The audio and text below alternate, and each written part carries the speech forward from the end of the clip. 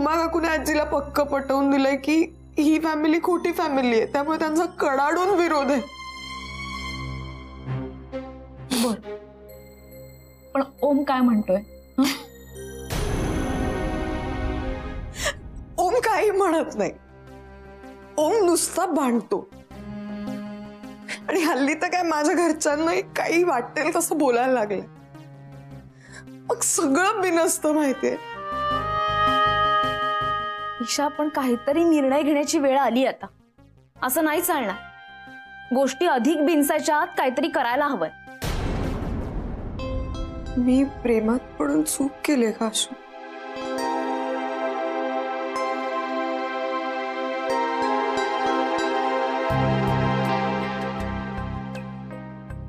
असं का म्हणतेस? मी सोडू का नाद? असं काही नाहीये. हे बघ, काहीही विपरीत होणार नाहीये. फक्त आता लवकर पावलं उचलली पाहिजे.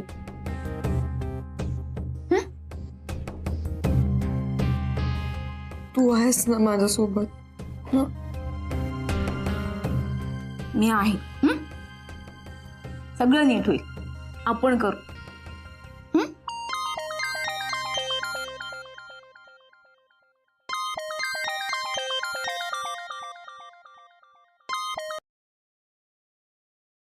हा मोठे बाबा. पोचला तू व्यवस्थित? हो पोचले. तू कुठे आहेस आता? घरी आहे, माझ्या घरी. एकंदर खूपच कष्ट घ्यावे लागतात ना ओमच्या घरच्यांना. माझ्यामुळे. ईशा, हे सगळं प्रकरण कुठे जाणार आहे मला काही कळत नाही. मी स्वतः फारच अस्वस्थ आहे. माझी मनस्थिती मी सहसा कोणाला सांगत नाही. I am the captain of the ship.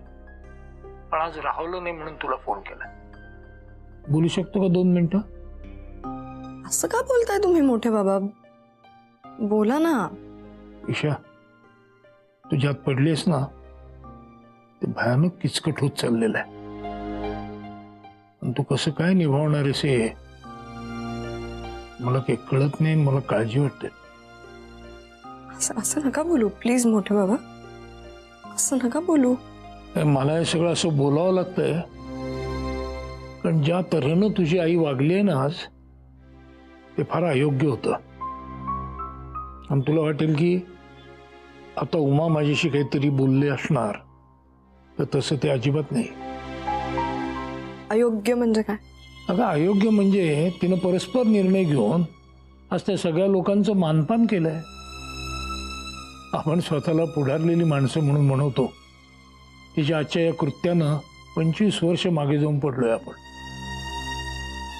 मला कळत नाही की हे सगळं करण्याची काय गरज होती.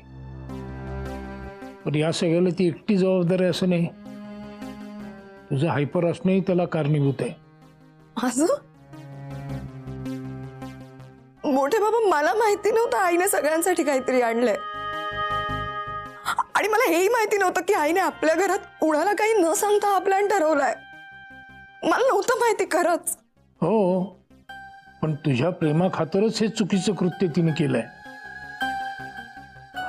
आता 2 गोष्टी लक्षात घे. मी चाललोय अमेरिकेला. तेव्हा आता या काळात जर काही इमर्जन्सी आली तर ती हँडल करायला मी इथं नसणार. तुझ्या आईमुळं उमा, वसंत हे लोक अधिक पेटून उठलेत. आमच्या युवर ऑनरही काही फारशा खुश नाही आहेत. दुसरी गोष्ट, आता मला यामध्ये जास्त काळ पडता येणार नाही. मोठे बाबा प्लीज. त्यामुळे मी परत येईस तोपर्यंत ही फॅमिली तू जुळव.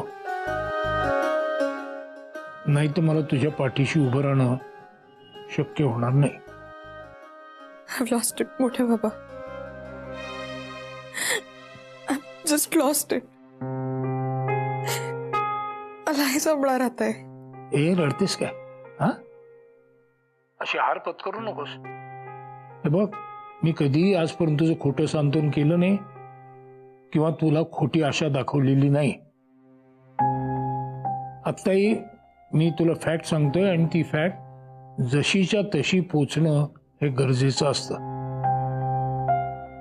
असाध्य रोगाने पछाडलेल्या माणसाला खोटी आशा दाखवणं म्हणजे त्याचा वर्तमान काल खराब करण्यासारखंच आहे असं मला आता वाटतं. तो आहे त्या परिस्थितीला पॉझिटिव्हली तोंड देणं हेच आपल्या हातात असतं.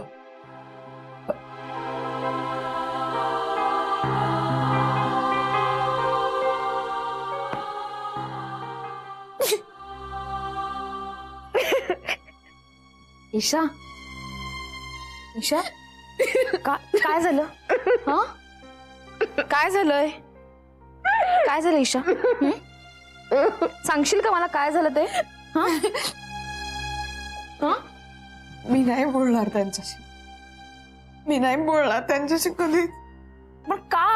हे बघ, असं करू नकोस. फोन कर त्यांना. हा? मी नाही करणार फोन. फोनवरती बोल तू त्यांच्याशी, तुला बरं वाटेल. मला नाही बोलायचंय त्यांच्याशी. ऐक तू माझं प्लीज, असं नको करूस. बोल. हा?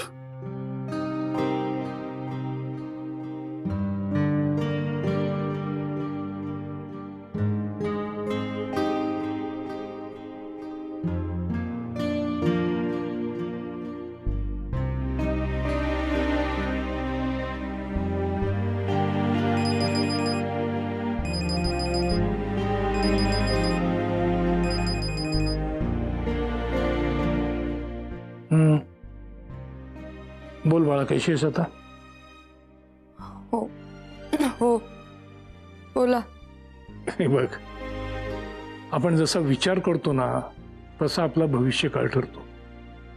तुझं दुःखी राहिलीस तर तुझा भविष्यकाळ पण दुःखी होईल आणि तू दुःखी राहोस असं मला काही वाटत नाही बाबा. तेव्हा ईशा देशमुख, सॉरी. बाबा प्लीज, हे सॉरी नका ना म्हणू तुम्ही. हे बघ, सॉरीचा अर्थ समजून घे. मी सॉरी म्हणतोय म्हणजे माझं चुकलंय किंवा माझी मतं बदलली आहेत असं नाही. तर मी बोललो त्याचं तुला दुःख झालं, त्याचं मला वाईट वाटतंय म्हणून सॉरी. माणसं एकमेकांना सॉरी म्हणत नाही ते, आणि म्हटलीच तर अगदी वरवरचं आणि औपचारिक म्हणतात. मला खरंच दिलगीर वाटतंय, कारण माझ्यामुळे तुला रडू आलं याचंच तर वाईट वाटतंय ना. आणि मला आता आणखीन रडू येत राहील तुम्ही असं बोलत राहिलात तर. मोठे बाबा, मी कोण आहे तुमच्याशिवाय? मोठे बाबा, तुम्ही विसरताय, ओमच्या आधी मी तुमच्या प्रेमात आहे. मला आता तुमची खूप जास्त आठवण येते. तुझं प्रेम आहे ना माझ्यावर. I love you too. आणि म्हणून माझे कान ओढायला तू कमी नाही केलं पाहिजेस. माझे चुकत असू शकतं ना, आणि म्हणून मला लाईनीवर आणणारी माणसं आजूबाजूला पाहिजेत की नाही. आणि याच्यामध्ये वय हा काही मुद्दा नसतो. म्हणजे मी मोठा तू लहान असं काही नाही का. लहानांच्या विचारानं मोठ्यांचे डोळे सताड उघडू शकतात, कारण तेवढी ताकद असते त्यांच्या विजनमध्ये. तेव्हा माझं काही चुकत असेल तर तुम्हाला दाखवून दे. मग लगेच सांगू का? सांग ना. मोठे बाबा, आम्ही सासवडून निघालो. जेवायला तर तुम्ही आला नाहीतच बाहेर, पण आम्ही निघालो तरी तुम्ही ओमला सोडायलाही आला नाही. त्याला खरंच खूप जास्त वाईट वाटलं आणि मलाही वाटलं. तुम्ही नको होतात असं करायला. नाही, त्याला वाईट वाटणं स्वाभाविकच आहे, पण त्याच्या मागची माझी भूमिका लक्षात घेणंही महत्वाचं आहे ना. आणि हे बघ बाळा, तू आता बळ गोळा कर आणि खंबीरपणे उभी राहा. या तुझ्या माझ्या तात्विक लढाईमध्ये मी तुझ्या बाजूचं आहे, लक्षात ठेव. आणि तू मला हरवण्याची वाट बघतोय. I love you. चल, अमेरिकन आल्यावर भेटू. अच्छा.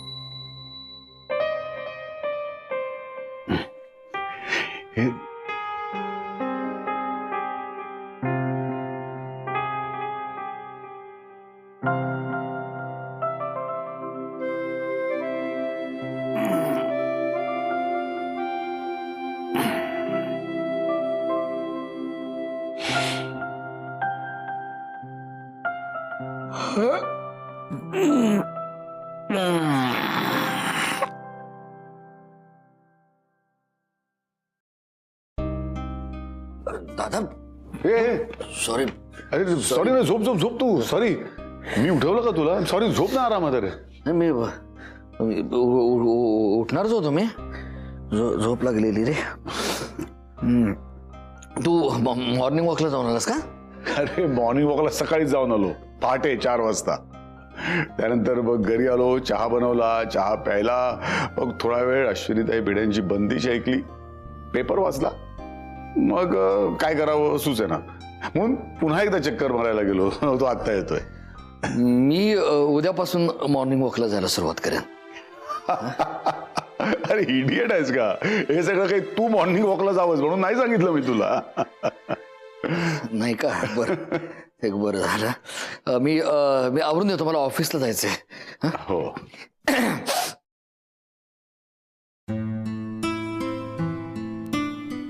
तुला माझ्याशी काही बोलायचं होतं का? नाही नाही नाही, विशेष काहीच नाही. Please carry on. विशेष काही नाही, म्हणजे बोलायचं होतं. हा बोल बोल ना. मग काय बोल बोल. काय कसं सांगू, I don't know. I have got some strange feeling Ranjit. म्हणजे मी सगळं सावरायचा प्रयत्न करतोय रे, पण असं आतून काहीतरी खाताय मला. काय झालं दादा? सासवडून आल्यापासून मला फार अस्वस्थ वाटतंय रे. काल मला झोपच नाही आली. सतत या कुशीवरून त्या कुशीवर चुळबुळ चालली होती नुसती. शेवटी पहाटे 4ला उठून बसलो आणि घरातून बाहेर पडलो. डोंगराच्या वाटेवर असं चालत चाललो होतो, इकडे तिकडे पाहत, आणि अचानक मला तो दिसला झाडावर. एक शिंपी पक्षी घरटं बांधत होता. एक एक पान असं चोचीने आणत होता, घरटं शिवत होता. And I was hypnotized. मी असं त्याच्याकडे बघत उभाच राहिलो. आता तो घरटं बनवणार, मग त्यात कापूस आणणार, त्यात अंडी घालणार, आपल्या पिलांना वाढवणार.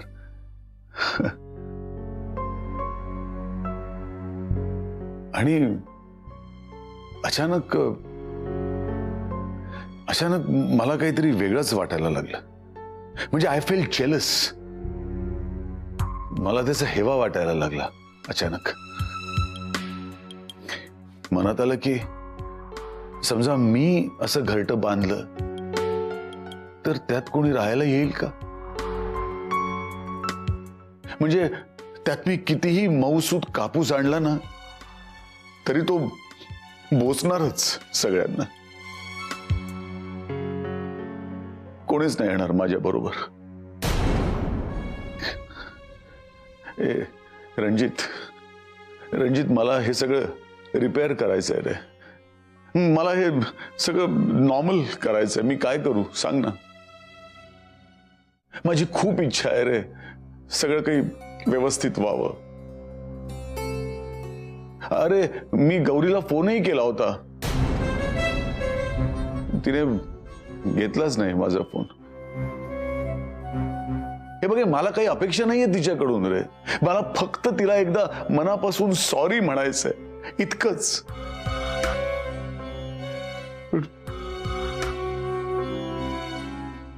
दादा, कसं करायचंय आणि काय करायचंय हे प्रत्येकानं आपापलं ठरवायचं असतं. मी काय करतोय ते मी तुला सांगतो. मी माझी जबाबदारी स्वतः उचलायची ठरवली आहे आणि दिवसेंदिवस जास्तीत जास्त जबाबदाऱ्या स्वीकारायला लागलोय आणि त्यातूनच बरंचसं काही शिकतोय. पण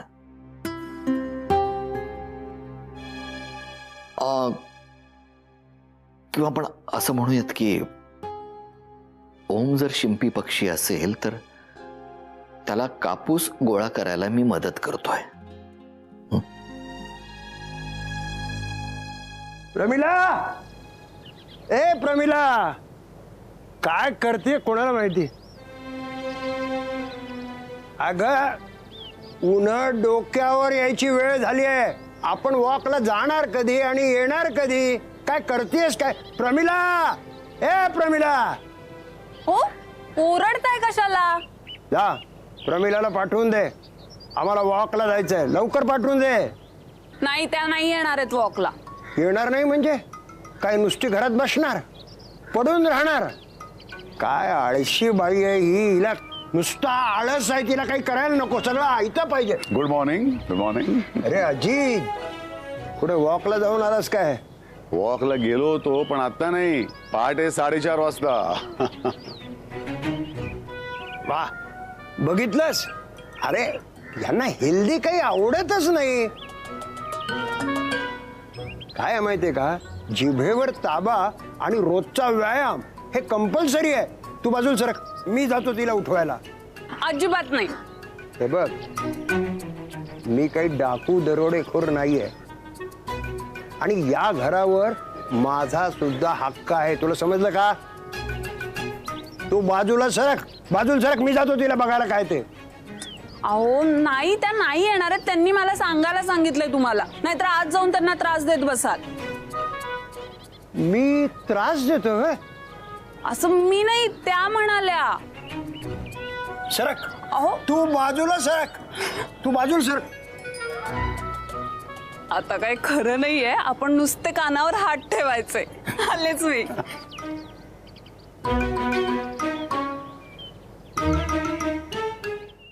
काय हिटलरशाही चालवलीस तू? काय विचारतोय मी तुला? कामात तुम्हाला जर अक्कल कमी हा. काय? देव जेव्हा बुद्धी वाटत होता तेव्हा तुम्ही कुठे गेला होता आणि तुम्हाला आत कोणी सोडलो? मला कोणी आत सोडायची गरज नाही. मी माझ्या पायाने चालत आलोय, समजलं का? तुम्ही आधी बाहेर जा. Out out. ए धना, यांना बाहेर काढ का? काय बापाची पेंड लागली काय बाहेर काढ म्हणे? आणि एक लक्षात ठेव, या घरावर माझा सुद्धा तेवढाच हक्क आहे. अहो का तुम्ही माझा पिच्छा सोडत नाहीये? छे. पिच्छा? मी तुझ्या भल्याचा विचार करतोय आणि तू असं फटकारल्यासारखं काय बोलतेस? हे बघा, मी माझी स्वतःची काळजी घ्यायला समर्थ आहे. हो का? कळलं किती समर्थ आहेस ते. आत्ता मला पाणी प्यायचं होतं म्हणून मी फ्रीज उघडला होता, तर त्या वाटीतली अर्धी आंबा बर्फी ती वडी तू खाल्लीस. खाल्ला मी रात्री एक तुकडा झोपताना. काय म्हणणं आहे? नाही नाही नाही नाही नाही नाही, माझं काही म्हणणं नाही. डॉक्टरांचं म्हणणं असतं, तुला ते घातक आहे. त्यांना काय कळत नाही हं? हो का? बरं, पुढच्या अपॉइंटमेंटच्या वेळेला डॉक्टरांना मी तुझ्याबद्दल सगळं खरं खरं सांगतो. म्हणजे तुझ्या औषधामध्ये 2 कडू औषधं ऍड होतील. मग बस ओरडत. खरं म्हणजे ना, आता काय मला वाटत नाही गरज आहे डॉक्टरकडे जायची. मी ठीक आहे आता. आणि हे बघा, जावं लागलंच ना तर तुम्ही यायची गरज नाही. तुम्ही नको आणि कोणी नको, मरू द्या मला अशीच. इतकं सोपं वाटलं का? ठीक आहे, मरेन म्हणे. मी सगळ्यांना बाहेर जाऊन सांगतो की ही सारखी मरणाची भाषा बोलतीये. मरेन म्हणे, मरेन. कामत थांबाव जरा, शांत राहा, शांत राहा. काल मला मुलांची खूप आठवण आली. त्यांचं बालपण, त्यांच्या खोड्या किती प्रेमाने वाढवलं होतं त्यांना. दोघांनी मला घरातून बाहेर काढलं. खूप अस्वस्थ वाटत होतं. अच्छा, म्हणून तू आंबा बर्फी खाल्लीस होय? का पुन्हा जायचंय हॉस्पिटलमध्ये? एक लक्षात ठेव, त्यांना तू नको आहेस पण आम्हाला तू हवी आहेस. त्याचं काय? आणि हॉस्पिटलमध्ये तो येणार आहे का तुझी काळजी घ्यायला? आणि त्याची आठवण येते. आणि हे बघ, सारखी सारखी तुझी सेवा करायला मला जमणार नाही. मी खूप बिझी माणूस आहे. एवढं काय काम आहे तुम्हाला? मी सांगणार नाही. एवढी आठवण येते का तुला? चल, मी येतो तुला सोडायला. तुम्ही कोण मला बाहेर काढणार आहे? हे माझं घर आहे, माझ्या नातवाचं घर आहे. तुम्हीच बाहेरचे आहात. चला निघा, निघा इथून.